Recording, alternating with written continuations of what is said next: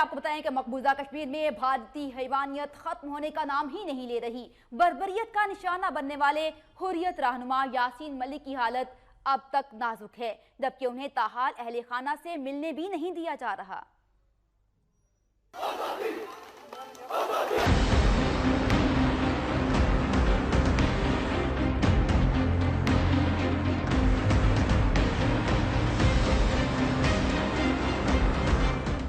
جنت نظیر وادی کو بھارتی درندوں نے جہنم بنا دیا۔ ایک کے بعد ایک ظلم کی داستان رقم ہونے لگی۔ نہتے کشمیریوں پر ظلم و بربریت کا سلسلہ اب تک جاری ہے، جس کی لپیٹ میں اب حریت رہنما بھی آنا شروع ہو گئے ہیں۔ بھارتی فوج کے ہاتھوں گرفتار حریت رہنما یاسین ملک کو اب تک رہا نہیں کیا گیا۔ یاسین ملک کو بدترین تشدد کا نشانہ بھی بنایا گیا، جس سے وہ بری طرح زخمی ہیں۔ ان کو اہل خانہ سے بھی نہیں ملنے دیا جا رہا۔ یاسین ملک کی ٹانگوں میں زخم کے باعث انفیکشن ہے، جبکہ ان کا علاج بھی نہیں کیا جا رہا، نہ ہی انہیں دوا دی جا رہی ہے، جس کے باعث حریت رہنما کی حالت دن بدن بگڑ رہی ہے۔ وہ دل کے عارضے میں بھی مبتلا ہیں۔ یاسین ملک گزشتہ 1.5 ماہ سے گرفتار ہیں اور ان کا اہل خانہ سے کوئی رابطہ نہیں۔ ان کی اہلیہ مشال ملک کے مطابق انہیں ایک ایسے کمرے میں رکھا گیا ہے جس کی